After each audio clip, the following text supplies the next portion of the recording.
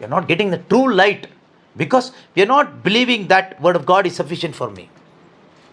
If you believe today this written word of God, this Bible, whatever it is written is sufficient for me ಅಂತ ನೀವು ಒಂದು ಚಿಕ್ಕ ಮಗು ಥರ ಒಪ್ಕೊಳ್ಳೋದಾದರೆ, ಜಾಸ್ತಿ ತಲೆ ಉಪಯೋಗಿಸ್ದೇನೆ, ಜಾಸ್ತಿ ಕ್ವಶನ್ ಮಾಡ್ದೇನೆ, ಆರ್ಗ್ಯುಮೆಂಟ್ ಇಲ್ದೇನೆ, this word, this Bible, whatever written here is the word of God, God spoken, God breath, God's will is here and this is sufficient for me, for my eternity. ಇದನ್ನು ನೀವು ನಂಬೋದಾದರೆ ಖಂಡಿತವಾಗಲೂ whenever you hear the word of God, whenever you read the word of God, you can get that spiritual light, that revelation. ನಾವು ಧ್ಯಾನ ಮಾಡೋಣ. ದೇವರ ವಾಕ್ಯ ಕೇಳಿಸ್ಕೊಳ್ಳುವಾಗ ನಮ್ಮ ಒಳಗಡೆ ಒಂದು ಸ್ಪಿರಿಚುವಲ್ ಲೈಟ್, ಒಂದು ಆಧ್ಯಾತ್ಮಿಕವಾದ ಒಂದು ಬೆಳಕು ಬರಬೇಕು. ಆ ಬೆಳಕು ಬಾರದ ಹೊರತು ನಮ್ಮ ಜೀವಿತಗಳು ಖಂಡಿತವಾಗಲೂ ಚೇಂಜ್ ಆಗೋದಿಲ್ಲ. ನಮ್ಮ ಜೀವನ ಚೇಂಜ್ ಆಗೋದು ಅಂದರೆ ಪ್ರಾಪಂಚಿಕವಾದ ಒಂದು ಚೇಂಜ್ ಅಲ್ಲ.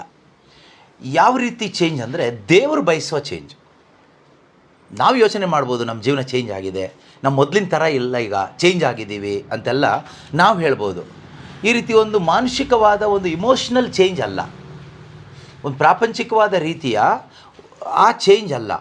ಚೇಂಜ್ ಅಂದರೆ ಯೇಸುವಿನ ಹಾಗೆ ಆಗುವಂಥ ಆ ಕಾರ್ಯ, ಕ್ರಿಸ್ತನ ಅನುರೂಪಿ ಆಗೋದು. ಆ ಒಂದು ಚೇಂಜ್ ದೇವರು ನಮ್ಮಿಂದ ಬಯಸುವಂಥ ಒಂದು ಚೇಂಜ್. ಆ ಚೇಂಜ್ ಆಗಬೇಕಾದ್ರೆ ಕೇವಲ ನಾವು ಪ್ರಾರ್ಥನೆ ಮಾಡ್ಕೊಂಡಿದ್ರೆ ಚೇಂಜ್ ಆಗಲ್ಲ, ಚರ್ಚಿಗೆ ಹೋಗ್ಕೊಂಡಿದ್ರು ಚೇಂಜ್ ಆಗಲ್ಲ, ಬೈಬಲ್ ಓದ್ತಾ ಕೂತ್ಕೊಂಡ್ರೂ ಚೇಂಜ್ ಆಗಲ್ಲ. ಅಲ್ಟಿಮೇಟಾಗಿ ನಮ್ಮ ಒಳಗಡೆ ಬೆಳಕು ಅನ್ನೋದು ಬರಬೇಕು. ಆ ಬೆಳಕಿನ ಸೋರ್ಸ್ ಏನು ಕೇಳಿದರೆ ಗಾಡ್ ಅಥವಾ word of God. What is the source of that spiritual light? God are the word. The source of that spiritual light is God are his word. ದೇವರು ಅಥವಾ ಅವರ ವಾಕ್ಯ. ಆ ವಾಕ್ಯನ ಓದ್ತೀವಿ, ಆದರೆ ಆ ವಾಕ್ಯ ಓದುವಾಗ ಅದ್ರ ಒಳಗಡೆ ಒಂದು ಲೈಟ್ ಇದೆ. ಆ ವಾಕ್ಯದ ಒಳಗಡೆ ಏನಿದೆ ಕೇಳಿದ್ರೆ ಫುಲ್ ಆಫ್ ಲೈಟ್. ನಮ್ಮ ಹೃದಯದ ಒಳಗಡೆ ಏನಿದೆ? Full of darkness. ಈಗ ನಮ್ಮಲ್ಲಿ ಎಷ್ಟು ಜನ ಒಪ್ಕೊಳ್ತೀವಿ ನಮ್ಮ ಹೃದಯದ ಒಳಗಡೆ ಕತ್ಲೆ ಇದೆ ಅಂತ? ನಾವು ಯಾರೂ ಒಪ್ಕೊಳ್ಳೋದಿಲ್ಲ. ಹಾಗೆಯೇ ವಾಕ್ಯದ ಒಳಗಡೆ ಬೆಳಕಿದೆ ಅಂದರೂ ನಮ್ಗೆ ಒಪ್ಕೊಳ್ಳಿಕ್ಕೆ ಆಗೋದಿಲ್ಲ. ಯಾಕೆ? ನಮ್ಮ ಹೃದಯದ ಒಳಗಡೆ ಏನಿದೆ ಅಂತ ನಮಗೆ ಕಾಣಿಸಲ್ಲ. ವರ್ಲ್ಡ್ ಒಳಗಡೆ, ವಾಕ್ಯದ ಒಳಗಡೆ, ವಚನದ ಒಳಗಡೆ ಏನಿದೆ ಅಂತ ನಮಗೆ ಕಾಣಿಸಲ್ಲ. ಆದರೆ ನಮ್ಮ ಒಳಗಡೆ ಕತ್ತಲೆ ಇದೆ ಅಂತ ಗೊತ್ತಾಗಬೇಕಾದ್ರೆ ನಮ್ಮ ಒಳಗಡೆ ಈ ಒಂದು ಸ್ಪಿರಿಚುವಲ್ ಸೆನ್ಸರ್ ಬಂದರೆ ಮಾತ್ರನೇ ಗೊತ್ತಾಗುತ್ತೆ. ದೇವರ ವಾಕ್ಯ ಒಂದು ರೀತಿ ಸ್ಪಿರಿಚುವಲ್ ಸೆನ್ಸರ್ ಥರ. Word of God is like A spiritual sensor. ಈ ಕೆಲವೊಮ್ಮೆ ಈ ಹೊಟ್ಟೆ ಒಳಗಡೆ ಏನಿದೆ ಅಥವಾ ಬೇರೆ ಜಾಗದಲ್ಲಿ ಬಾಡಿ ಒಳಗಡೆ ಏನಾದರೂ ಪ್ರಾಬ್ಲಮ್ ಇದ್ದರೆ ಈ ಸ್ಟಂಟ್ ಹಾಕೋದು ಅಂತೆಲ್ಲ ಹೇಳ್ತಾರಲ್ವ. ಹೇಗೆ ಹಾಕ್ತಾರೆ ಸ್ಟಂಟ್ನ? ಏನೋ ಒಂದು ಸ್ಕೋಪಿ ಮಾಡಿ ಅಥವಾ ಒಂದು ಅಲ್ಲಿಗೊಂದು ಏನೋ ಕಳಿಸ್ತಾರೆ ಅಲ್ವಾ, ಸೆನ್ಸರ್ ಕಳಿಸ್ತಾರೆ. ಅದು ಎಂಡೋಸ್ಕೋಪಿ ಮಾಡ್ತಾರೆ ಅಥವಾ ಏನೋ ಒಂದು ಸಮಥಿಂಗ್ ಅಲ್ವಾ. ಅದು ಹೋಗಿ ಅಲ್ಲಿ ಫೈಂಡ್ ಔಟ್ ಮಾಡುತ್ತೆ, ಇಂಥಲ್ಲಿ ಡ್ಯಾಮೇಜ್ ಇದೆ, ಇಂಥಲ್ಲಿ ಈ ಥರ ಸಮಸ್ಯೆ ಆಗಿದೆ ಅಂತ. ಆಗ ಅದಕ್ಕೆ ಬೇಕಾದಂಥ ರೀತಿಯಲ್ಲಿ ಮತ್ತೆ ಕಾರ್ಯಗಳನ್ನ ಮಾಡ್ಬೋದು. ಬೈಪಾಸ್ ಮಾಡಿ ಇಲ್ಲೆಲ್ಲೋ ಪ್ರಾಬ್ಲಮ್ ಇದ್ದರೆ ಇಲ್ಲೆಲ್ಲೋ ಹೋಲ್ ಮಾಡ್ತಾರೆ, ಇಲ್ಲಿಂದ ಇಲ್ಲಿಗೆ ಒಂದು ಸೆನ್ಸರ್ ಕಳಿಸ್ತಾರೆ, ಅದು ಸೆನ್ಸ್ ಮಾಡಿ ತಿಳಿಸಿ ಕೊಡುತ್ತೆ. ಹಾಗೆಯೇ ನಮ್ಮ ಹೃದಯದ ಒಳಗಡೆ ಎಷ್ಟು ಡಾರ್ಕ್ನೆಸ್ ಇದೆ, ಎಲ್ಲೆಲ್ಲಿ ಡಾರ್ಕ್ನೆಸ್ ಇದೆ, ಯಾವ ಥರ ಡಾರ್ಕ್ನೆಸ್ ಇದೆ, ಅದ್ರ ಥಿಕ್ನೆಸ್ ಎಷ್ಟಿದೆ ನಮ್ಗೆ ಅಳ್ತಾ ಗೊತ್ತಿಲ್ಲ. We don't know anything. ನಮಗೇನೇನು ಗೊತ್ತಿಲ್ಲ. ಆದರೆ ಈ ದೇವರ ವಾಕ್ಯ ಇದೆಯಲ್ವಾ, ಇದು ನಮ್ಮ ಒಳಗಡೆ ಹೋಗಿ ಇದು ಕೆಲಸ ಮಾಡುತ್ತೆ. ಎಲ್ಲೆಲ್ಲಿ ಏನೇನಿದೆ. ಅದಕ್ಕೇ ಕೆಲವೊಮ್ಮೆ ದೇವರ ವಾಕ್ಯ ಕೇಳಿಸ್ಕೊಂಡಾಗ ಕೆಲವರು ಕಿರಿಸ್ತಾರೆ, ಕೆಲವರು ಅಳ್ತಾರೆ, ಕೆಲವರು ಎದೆ ಪಡ್ಕೊಳ್ತಾರೆ, ಕೆಲವರು ಬಿದ್ದು ಹೋಗ್ತಾರೆ. ಕಾರಣ ಏನು? ಆ ವರ್ಡ್ ಅವ್ರ ಒಳಗಡೆ ಎಫೆಕ್ಟ್ ಮಾಡುತ್ತೆ. ಅವ್ರಿಗೆ ಗೊತ್ತಿಲ್ಲ ಏನಾಗ್ತಾ ಇದೆ ಅಂತ. ಇದೇನಾಗುತ್ತೆ ಕೇಳಿದ್ರೆ, ಈ ವರ್ಡಲ್ಲಿ, ದೇವರ ವಾಕ್ಯದಲ್ಲಿ ಹೇಳ್ತಾ ಇರೋದು, ವರ್ಡಲ್ಲಿ ನಾನು ಹೇಳಿದ್ನಲ್ಲ ಸ್ಪಿರಿಚುವಲ್ ಲೈಟ್ ಇದೆ. ಈ ಲೈಟ್ ಒಳಗಡೆ ಹೋದಾಗ ಆಲ್ರೆಡಿ ಒಬ್ಬ ಮನುಷ್ಯನ ಒಳಗಡೆ ಇರೋ ಕತ್ಲೆಗೆ ತುಂಬ ಡಿಸ್ಟರ್ಬ್ ಆಗುತ್ತೆ. ಒಳಗಡೆ ಏನಿರುತ್ತೆ? ಈ ಡಾರ್ಕ್ನೆಸ್ ಇರುತ್ತೆ. ಈ ಡಾರ್ಕ್ನೆಸ್ ಅನ್ನೋದು ಒಂದು ಸ್ಪಿರಿಟ್. ಅದು ಈ ಸ್ಪಿರಿಟ್ಗೆ ತುಂಬ ಡಿಸ್ಟರ್ಬ್ ಆಗುತ್ತೆ, ತೊಂದರೆ ಆಗುತ್ತೆ. ಆಗೇನಾಗ್ತಾನೆ, ಈ ನಮ್ಮ ಮೈಂಡಿಗೆ ಏನು ಅರ್ಥ ಆಗಲ್ಲ. ನಮ್ಮ ಮೈಂಡ್ಗೆ ಏನು ಗೊತ್ತಾಗೋದಿಲ್ಲ, ಇಲ್ಲಿ ಏನು ನಡೀತಾ ಇದೆ ಅನ್ನೋದು ಒಳಗೆ ಗೊತ್ತಾಗೋದಿಲ್ಲ. ಸೊ ನಾವು ತುಂಬ ಡಿಸ್ಟರ್ಬ್ ಆಗ್ತೀವಿ, ನಾವು ಅಳ್ತೀವಿ, ಕೂಗ್ತೀವಿ, ಕಿರ್ಸ್ತೀವಿ, ಬೀಳ್ತೀವಿ, ಏನೇನೋ ಕೆಲವರು ಓಡೋಗ್ತಾರೆ, ಕೆಲವ್ರಿಗೆ ಭಯ ಶುರುವಾಗುತ್ತೆ, ಆದರೆ ಕೆಲವ್ರಿಗೆ ಸಂತೋಷ ಆಗುತ್ತೆ. ಒಳಗಡೆ ದೇವರ ಸಾನ್ನಿಧ್ಯ ಆಲ್ರೆಡಿ ಇದ್ದರೆ, ಹೋಲಿ ಸ್ಪಿರಿಟ್ ಆಲ್ರೆಡಿ ಇದ್ದರೆ, ಖಂಡಿತವಾಗ್ಲೂ ದೇವರ ವಾಕ್ಯ ಕೇಳಿಸ್ಕೊಳ್ಳುವಾಗ ನಮ್ಗೆ ಅದರಿಂದ ಇನ್ನೂ ಹೆಚ್ಚು ಬೆಳಕು ಸಿಗುತ್ತೆ. We can experience more light.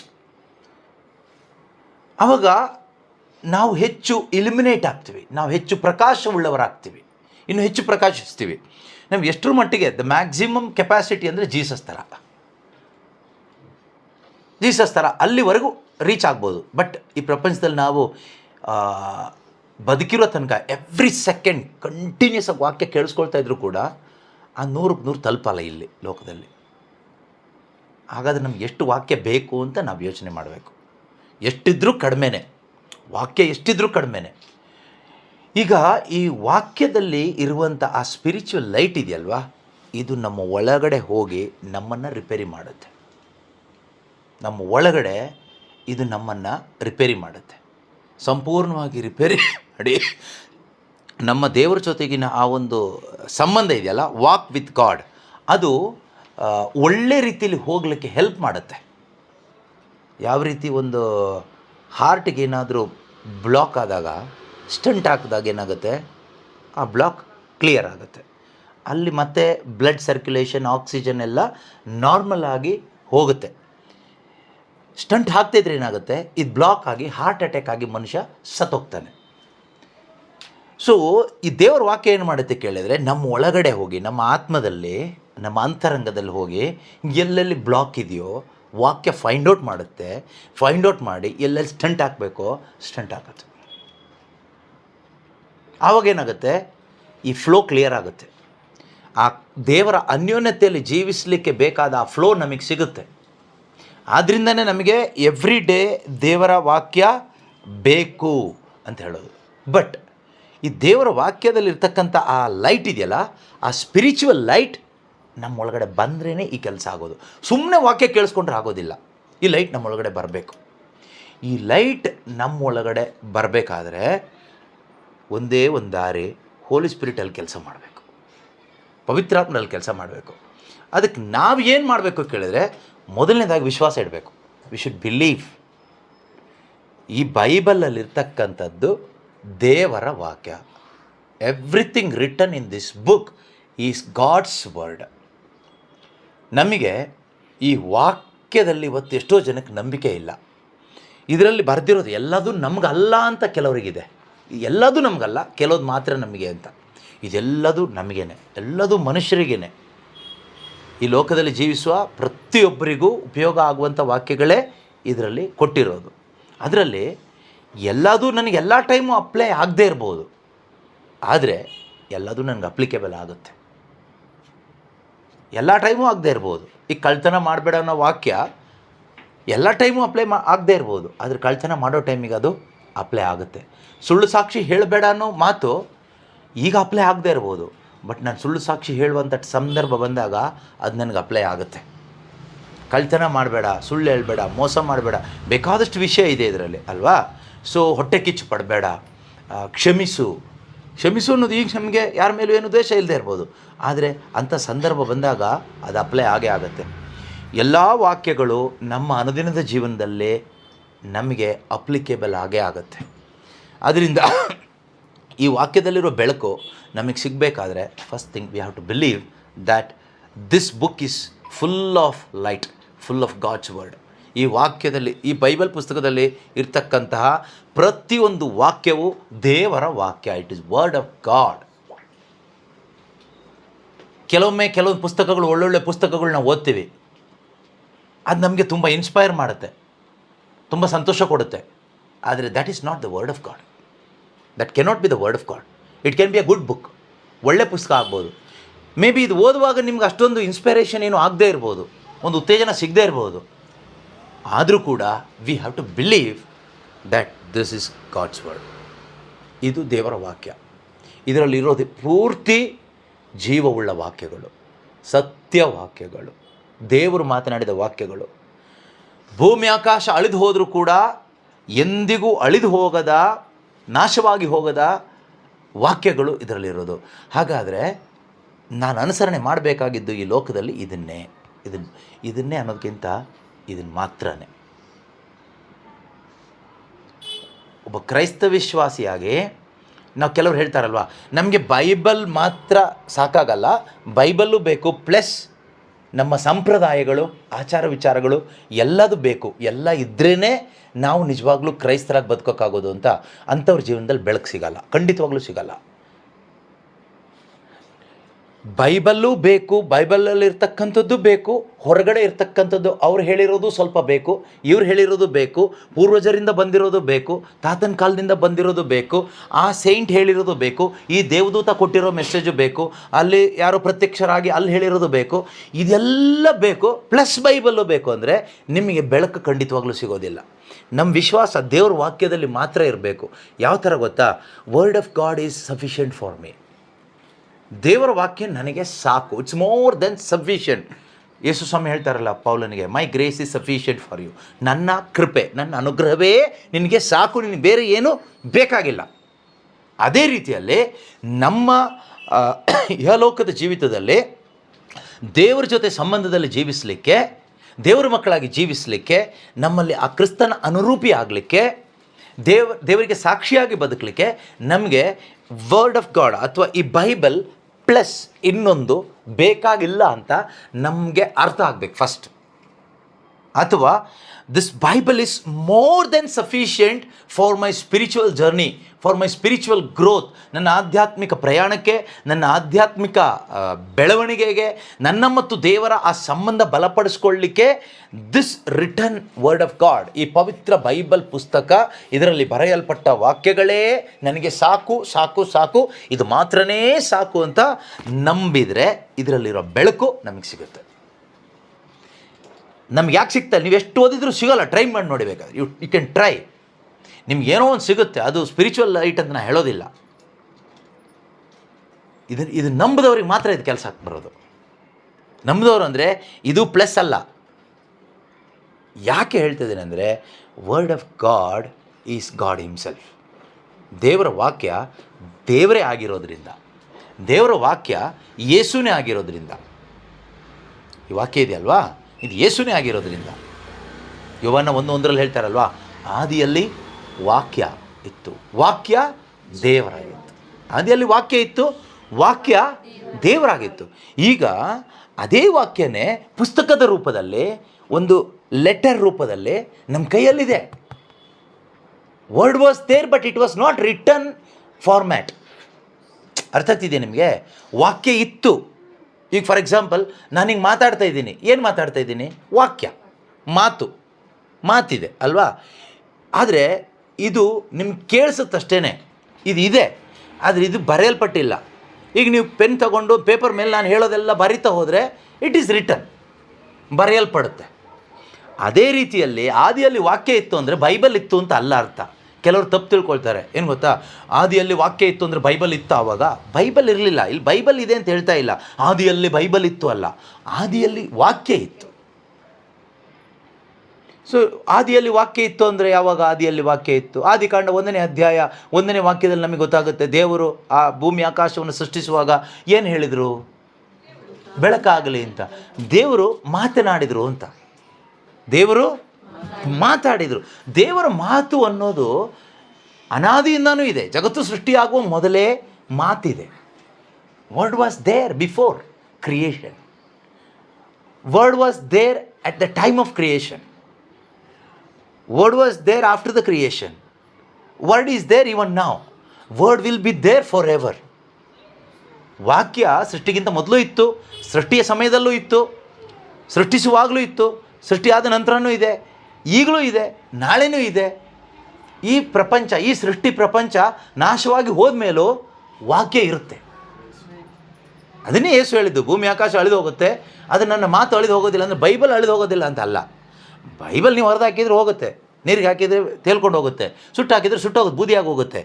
But ನಾನೀಗ ನಿಮ್ಮ ಜೊತೆ ಮಾತಾಡ್ತಿದ್ದೀನಿ, ಈ ಮಾತನ್ನು ನೀವು ಹೇಗೆ ಬೂದಿ ಮಾಡ್ತೀರಾ ಹೇಳಿ? ಹೇಗೆ ನೀರಿಗೆ ಹಾಕ್ತೀರಾ? ಮಾಡೋಕ್ಕಾಗಲ್ಲ ಅಲ್ವಾ? ಸೊ ಒಂದು ವೇಳೆ ಮನುಷ್ಯನ ಮಾತು ಬೂದಿ ಮಾಡೋ ಕೆಪಾಸಿಟಿ ನಿಮ್ಗಿದ್ರೂ ಇರ್ಬೋದು, ಆದರೆ ದೇವರು ಮಾತನ್ನು ಹೇಗೆ ನಾಶ ಮಾಡಲಿಕ್ಕಾಗುತ್ತೆ? ಆದರೆ ಅದೇ ವಾಕ್ಯ ದೇವರು ಕೆಲವು ವ್ಯಕ್ತಿಗಳ ಮುಖಾಂತರ ಬರೆಸಿಟ್ಟಿರೋದೇ ಈ ಬೈಬಲ್. ಲೋಗೋಸ್ ಅಂತ ಹೇಳ್ತೀವಿ. ಲೋಗೋಸ್ ಅಂದರೆ ರಿಟನ್ ವರ್ಡ್ ಆಫ್ ಗಾಡ್, ಬರೆಯಲ್ಪಟ್ಟ ದೇವರ ವಾಕ್ಯ. ಬರೆಯಲ್ಪಟ್ಟ ದೇವರ ವಾಕ್ಯ. ದೇವರ ಮೈಂಡಲ್ಲಿ ಅಥವಾ ದೇವರ ಬಾಯಲ್ಲಿ ಮಾತನಾಡಿದ ಮಾತುಗಳು ಈ ಪವಿತ್ರ ಬೈಬಲ್ ಪುಸ್ತಕದಲ್ಲಿ ಅಥವಾ ಒಂದು ಪೆನ್ನು ಪೇಪರ್ ಕೆಲಸ ಮಾಡಿದೆ, ಅಥವಾ ಪೇಪರ್ ಮೇಲೆ ಅದು ಲಿಖಿತವಾಗಿದೆ. ಇವತ್ತು ನಮಗೆ ಸಿಕ್ಕಿರುವ ದೊಡ್ಡ ಅಸೆಟ್, ಒಂದು ದೊಡ್ಡ ಟ್ರೆಷರ್ ಏನು ಕೇಳಿದರೆ ಈ ಬರೆಯಲ್ಪಟ್ಟ ದೇವರ ವಾಕ್ಯ. ಇದನ್ನು ನಾನು ಹೇಳ್ತಾ ಇರೋದು ಬೈಬಲ್ನ ಪೂಜಿಸಬೇಕು ಅಂತಲ್ಲ, ಪೂಜ್ಯ ಭಾವನೆಯಿಂದ ನಾವು ಇದರಲ್ಲಿರುವ ವಾಕ್ಯವನ್ನು ನಾವು ತಗೋಬೇಕು. ಕ್ರೈಸ್ತರ ಆದಮೇಲೆ. ಆದರೆ ಇವತ್ತು ಕ್ರೈಸ್ತರಿಗೆ ವಾಕ್ಯದಲ್ಲಿ ನಂಬಿಕೆ ಇಲ್ಲ. ಇವತ್ತು ಎಷ್ಟೋ ಜನ ಕ್ರೈಸ್ತರೇ ಹೇಳೋದನ್ನು ಕೇಳಿದ್ದೀನಿ, ನಮಗೆ ವಾಕ್ಯ ಮಾತ್ರ ಇದ್ದರೆ ಸಾಲದು, Bible word of God or this Bible alone is not sufficient ಅಂತ ಹೇಳುವ ಎಷ್ಟೋ ಜನ ಅಜ್ಞಾನದಲ್ಲಿರುವ ಕ್ರೈಸ್ತರಿದ್ದಾರೆ. We need Bible, at the same time we need this. ನಮ್ಮ ಬೈಬಲು ಬೇಕು, ಮತ್ತೇನು ಬೇಕು? ಇದು ಬೇಕು, ಅದು ಬೇಕು, ಇನ್ನೊಂದು ಬೇಕು. ಫಾರ್ ಎಕ್ಸಾಂಪಲ್, ನಮಗೆ ಬೈಬಲ್ಲು ಬೇಕು, ನವೇನೂ ಬೇಕು, ಬೈಬಲ್ಲು ಬೇಕು, ಜಪಸರನೂ ಬೇಕು, ಬೈಬಲ್ಲು ಬೇಕು, ಇನ್ನೇನು ಬೇಕು? ಹಬ್ಬನೂ ಬೇಕು. ಈ ರೀತಿ ಸುಮಾರು ವಿಷಯಗಳು. ಯಾವುದಕ್ಕೆ? ನಮ್ಮ ರಕ್ಷಣೆಗೆ. ನಮಗೆ ನಾನು ಹೇಳ್ತಾ ಇರೋದು ಸಾಲ್ವೇಷನ್ಗೆ ಸಂಬಂಧಪಟ್ಟ ಹಾಗೆ, ನಮ್ಮ ಆತ್ಮರಕ್ಷಣೆಗೆ, ನಮ್ಮ ಪಾಪಗಳ ಪರಿಹಾರಕ್ಕೆ, ನಮ್ಮ ನಿತ್ಯ ಜೀವಕ್ಕೆ, ದೇವರ ಜೊತೆಗಿನ ಸಂಬಂಧಕ್ಕೆ ನಮಗೆ ಬೈಬಲ್ ಮಾತ್ರ ಸಾಕು ಅನ್ನೋದೇ ಫೇತ್. ಇದಿಲ್ಲದೆ ಇದ್ದರೆ ಈ ಬೈಬಲ್ ಒಳಗಿರೋ ಒಂದು ವಾಕ್ಯದಲ್ಲಿರುವ ಬೆಳಕು ಕೂಡ ನಮಗೆ ಸಿಗಲ್ಲ. ಆ ವಾಕ್ಯವನ್ನು ಬೆಳಕನ್ನು ರೆವೆಲೇಷನ್ ಅಂತ ನಾವು ಹೇಳ್ತೀವಿ ಕೆಲವೊಮ್ಮೆ. ಅಥವಾ ಆ ವಾಕ್ಯದ ಒಳಗಡೆ ಇರತಕ್ಕಂಥ ಆ ಸ್ಪಿರಿಚುವಲ್ ಲೈಟ್ ಇದೆಯಲ್ವಾ, ಅದು ನಮಗೆ ಸಿಗಲ್ಲ. ಎಷ್ಟೋ ಜನಕ್ಕೆ ಅದಕ್ಕೆ ಸಿಗ್ತಾ ಇಲ್ಲ. ಅವ್ರು ಸುಮ್ಮನೆ ಬೈಬಲ್ ಹಿಡ್ಕೊಂಡು ತಿರುಗ್ತಾರೆ ಅಷ್ಟೇ. ಬೈಬಲ್ ಇರುತ್ತೆ, ಆದರೆ ಈ ಒಂದು ಮನವರಿಕೆ ಇಲ್ಲ. ಬೈಬಲ್ ಇಸ್ ಸಫಿಷಿಯೆಂಟ್, ಇದು ಬಿಟ್ಟು ನನಗೆ ಬೇರೆ ಏನು ಬೇಡ ಅನ್ನೋ ಒಂದು ಫೇತಿಗೆ ನಾವು ಬರಬೇಕು. ಬೇರೆ ಏನು ಬೇಕಾಗಿಲ್ಲ ಅಂತ. ಯಾಕೆಂದರೆ ಅದಕ್ಕೆ ದೇವರು ಅವ್ರ ಮಾತನ್ನು ಬರೆದು ನಮ್ಮ ಕೈ ಕೊಟ್ಟಿದ್ದಾರೆ. ಅಂದರೆ ದೇವರು ನನ್ನ ಬಗ್ಗೆ ಏನು ಮಾತಾಡ್ತಾರೆ ಅನ್ನೋದು ಯಾರೋ ಹೇಳಿ ನಮಗೆ ತಿಳ್ಕೊಳ್ಳೋದೇ ಬೇಕಾಗಿಲ್ಲ. ಇದು ಓದ್ಬಿಟ್ರೆ ಸಾಕು. ಇದು ಓದ್ಬಿಟ್ರೆ ದೇವರ ಹೃದಯದಲ್ಲಿರೋದು ಅಥವಾ ದೇವರ ಮೈಂಡಲ್ಲಿರೋದು ನಮ್ಮ ಮೈಂಡಿಗೆ ಟ್ರಾನ್ಸ್ಫರ್ ಆಗುತ್ತೆ. ಆಗ ನಮ್ಮ ಲೈಫ್ ಏನಾಗೋದು ಗೊತ್ತಾ? ಟ್ರಾನ್ಸ್ಫಾರ್ಮ್ ಆಗುತ್ತೆ. ದೇವ್ರ ಮೈಂಡಲ್ಲಿರೋದು ನಮ್ಮ ಮೈಂಡಿಗೆ ಟ್ರಾನ್ಸ್ಫರ್ ಆದರೆ ನಮ್ಮ ಲೈಫ್ ಏನಾಗುತ್ತೆ? ಟ್ರಾನ್ಸ್ಫಾರ್ಮ್ ಆಗುತ್ತೆ. ಟ್ರಾನ್ಸ್ಫಾರ್ಮೇಷನ್ ಆಗೋದು ಅದೇ ಥರ, ರೂಪಾಂತರ ಅಂತ ಹೇಳ್ತೀವಲ್ವಾ. ನಮ್ಮ ಜೀವನ ಚೇಂಜ್ ಆಗೋದು, ರೂಪಾಂತರ ಆಗೋದು, ಬದಲಾಗೋದು, ಹೊಸದಾಗೋದು. ಯಾವ ಥರ ಕೇಳಿದ್ರೆ, whatever is in God's mind, when that is shifted to my mind, my life will be transformed. ಅದಲ್ಲದೆ ನೀವು ಹೋಗಿ ಧ್ಯಾನ ಕೇಂದ್ರದ ಒಳಗಡೆ ಹೋಗಿ ಕೂತ್ಕೊಂಡ ತಕ್ಷಣ ನಮಗೆ ರೂಪಾಂತರ ಆಗೋದಿಲ್ಲ. ರೋಗ ಸೌಖ್ಯ ಸಿಗ್ಬೋದು, ಅದ್ಭುತಗಳಾಗ್ಬೋದು, ದೆವ್ವ ಬಿಟ್ಟು ಹೋಗ್ಬೋದು, ಹೊಸಗಳು ದೆವ್ವಗಳು ಬಂದು ಸೇರ್ಕೋಬೋದು, ಒಂದು ಹೋಗಿ 7 ಬರ್ಬೋದು. ಇವತ್ತಿನ ಹೆಚ್ಚು ಕಡಿಮೆ ಧ್ಯಾನಗಳಲ್ಲೆಲ್ಲ ಏನಾಗ್ತಾ ಇದ್ದಾರೆ, ಒಂದು ಹೋಗುತ್ತೆ 7 ಬರುತ್ತೆ ಅಂಥ ಧ್ಯಾನಗಳೇ ಹೆಚ್ಚು ನಡೀತಾ ಇರೋದು. ಯಾಕೆಂದರೆ ಅಲ್ಲಿ ವಾಕ್ಯ ಪ್ರಚಾರ ಅಲ್ಲ, ವಾಕ್ಯ ಮಾರಾಟ ಆಗ್ತಾಯಿದೆ, ಕಲಬೆರಕೆ ಆಗ್ತಾಯಿದೆ. ವಾಕ್ಯದ ಹೆಸರಲ್ಲಿ ಬಿಸ್ನೆಸ್ ನಡೀತಾ ಇದೆ ಅನೇಕ ಕಡೆಗಳಲ್ಲಿ. ಸೊ ನಾವು ಯಾವ ಒಂದು ವಿಶ್ವಾಸಕ್ಕೆ ಬರಬೇಕು ಅಂದರೆ, ನಮಗೆ ವಾಕ್ಯ ಮಾತ್ರ ಸಾಕು. ಈ ವಾಕ್ಯ ಮಾತ್ರ ಸಾಕು ಅಂದರೆ ಅರ್ಥ ಏನು ಗೊತ್ತಾ? ಯೇಸು ಮಾತ್ರ ಸಾಕು. ಯೇಸು ಮಾತ್ರ ಸಾಕು. ನಮಗೇನು ಬೇಕು? ಯೇಸು ಮಾತ್ರ ಸಾಕು. ಮಾರ್ತಾ ಮರಿಯಳ ಮನೆಗೆ ಯೇಸು ಸ್ವಾಮಿ ಬಂದಾಗ ಮಾರ್ತಳಿಗೆ ಯೇಸು ಸ್ವಾಮಿ ಏನು ಅಂತ ಹೇಳ್ತಾರೆ? ಅಗತ್ಯವಾದದ್ದು ಮರಿಯಳು ಉತ್ತಮವಾದದ್ದನ್ನೇ ಮರಿಯಳು ಏನು ಆರಿಸ್ಕೊಂಡು ಕೂತ್ಕೊಂಡಿದ್ಲು? ಯೇಸು ಮಾತ್ರ ಅಲ್ವಾ? ಯೇಸು ಮಾತ್ರ, ಅತಿಥಿಗಳಲ್ಲ. ಯೇಸು ಪ್ಲಸ್ ಅತಿಥಿಗಳು ಅಲ್ಲ, ಯೇಸು ಪ್ಲಸ್ ಅತಿಥಿ ಸತ್ಕಾರ. ನಾವು ಹೇಳ್ತೀವಲ್ವ, ನಮಗೆ ವಿಶ್ವಾಸನೂ ಬೇಕು, ಸತ್ಕಾರ್ಯನೂ ಬೇಕು ರಕ್ಷಣೆ ಹೊಂದಲಿಕ್ಕೆ, ನಿತ್ಯಜೀವ ಪಡ್ಕೊಳ್ಳಿಕ್ಕೆ, ಸ್ವರ್ಗಕ್ಕೆ ಹೋಗಲಿಕ್ಕೆ, ಪಾಪಕ್ಷಮೆ ಪಡ್ಕೊಳ್ಳಿಕ್ಕೆ. ಯಾವ ಸತ್ಕಾರ್ಯವು ನಮಗೆ ಪಾಪಕ್ಷಮೆ ತರೋದಿಲ್ಲ. ಯಾವ ಪುಣ್ಯ ಕಾರ್ಯವು ನಮಗೆ ಪಾಪಕ್ಷಮೆ ತರೋದಿಲ್ಲ, ನಿತ್ಯಜೀವ ತಂದು ಕೊಡೋದಿಲ್ಲ. ಸತ್ಕಾರ್ಯ ಮಾಡಬೇಕು, ಪುಣ್ಯ ಕಾರ್ಯ ಮಾಡಬೇಕು, ಮಾಡಬಾರ್ದು ಅಂತ ಅಲ್ಲನ್ನು ಹೇಳ್ತಾ ಇರೋದು. ಬಟ್ ಅದು ನಮಗೆ ರಕ್ಷಣೆ ತಂದು ಕೊಡೋದಿಲ್ಲ, ನಿತ್ಯಜೀವ ತಂದು ಕೊಡೋದಿಲ್ಲ. ದೇವರ ಸಂಬಂಧಕ್ಕೆ ನಮ್ಮನ್ನು ಸೇರಿಸುವಂಥದ್ದಲ್ಲ ಸತ್ಕಾರ್ಯಗಳು, ಪುಣ್ಯ ಕಾರ್ಯಗಳು ಎಲ್ಲ. ದೇವರ ಸಂಬಂಧಕ್ಕೆ ನಮ್ಮನ್ನು ಸೇರಿಸುವಂಥದ್ದು ದೇವರ ವಾಕ್ಯ, ಅದರಲ್ಲಿರ್ತಕ್ಕಂಥ ಬೆಳಕು, ಅದರಲ್ಲಿರ್ತಕ್ಕಂಥ ಜೀವ, ಅದರಲ್ಲಿರ್ತಕ್ಕಂಥ ಆ ಸತ್ಯ, ಟ್ರೂತ್. ಇದ್ರ ಒಳಗಡೆ ಇರ್ತಕ್ಕಂಥ ಸತ್ಯ ಇದೆಯಲ್ವಾ, ಇದು ನಮ್ಮನ್ನು ಅದಕ್ಕೆ ಕನೆಕ್ಟ್ ಮಾಡುತ್ತೆ, ಸೇರಿಸುತ್ತೆ. ಸೊ ಅದರಿಂದನೇ ಯೇಸು ಸ್ವಾಮಿ ಕೂಡ ಹೇಳ್ತಾರೆ, ನಾನು ಹೇಳ್ತೀನಿ ಅದನ್ನು, ನಾವು ಜಸ್ಟ್ ಬಿಲೀವರ್ ಅಂತ ಆದರೆ ಸಾಕಾಗಲ್ಲ. ನಾವು ಯೇಸುನ ಸುಮ್ಮನೆ ನಂಬಿ ಏನೂ ಪ್ರಯೋಜನ ಇಲ್ಲ. ಸುಮ್ಮನೆ ನಂಬಿ ಅಂದರೆ ಯೇಸು ಒಳ್ಳೆ ದೇವರಪ್ಪ, ಯೇಸು ಒಳ್ಳೆಯವರಪ್ಪ ಅಂತ ಒಂದು ಕಾಮನ್ ಫೇತ್ ಎಲ್ಲರಿಗೂ ಇದೆ, ಎಲ್ಲ ಕ್ರೈಸ್ತರಿಗೂ ಇದೆ. ಯೇಸುವೆ ರಕ್ಷಕ, ಯೇಸುವೆ ದೇವರು, ಇದೆಯಾ? ಎಲ್ರಿಗೂ ಇದೆಯಾ? ಯೇಸು ರಕ್ಷಕ ಅನ್ನೋ ಒಂದು ಕಾಮನ್ ಫೇತ್ ಇದೆಯಾ? ಇದೆ ಅಲ್ವಾ? ಸೊ ಯೇಸುವಿನ ದೇವರು ಅನ್ನೋ ಫೇತ್ ಕೂಡ ಇದೆ. ಯೇಸುವೆ ದೇವರು, ಅವರೊಬ್ಬರೇ ರಕ್ಷಕರು, ಅವರೊಬ್ಬರೇ ಕರ್ತರು, ಇದು ನಮಗೆಲ್ರಿಗೂ ಇದೆ. ಈ ಕಾಮನ್ ಫೇತ್ ಇರೋದರಿಂದ ಏನು ಪ್ರಯೋಜನಕ್ಕೆ ಬರಲ್ಲ. ಇದು ಬೇಕು, ಬೇಡ ಅಂತಲ್ಲ ನಾನು ಹೇಳ್ತಾ ಇರೋದು, ಬಟ್ ಅಷ್ಟು ಸಾಕಾಗೋದಿಲ್ಲ. ಅದಕ್ಕೆ ಬೆಸ್ಟ್ ಎಕ್ಸಾಂಪಲ್ ಯೇಸು ಸ್ವಾಮಿ ಯೋಹಾನನ ಶುಭ ಸಂದೇಶ 8ನೇ ಅಧ್ಯಾಯ 31ನೇ ವಾಕ್ಯದಲ್ಲಿ, ಅಲ್ಲಿಂದ ನಾವು ನೋಡಿದರೆ ಯೇಸು ಸ್ವಾಮಿ ತಮ್ಮಲ್ಲಿ ವಿಶ್ವಾಸ ಇಟ್ಟಂತಹ ಯಹೂದ್ಯರ ಜೊತೆಗೆ ಮಾತನಾಡುವಾಗ ಈ ಮಾತನ್ನು ಹೇಳ್ತಾರೆ. ಇದು ಯಾರ ಜೊತೆಗೆ ಮಾತಾಡ್ತಾ ಇದ್ದಾರೆ ಅವರು? ಯಾವ ಯಹೂದ್ಯರಿಗೆ?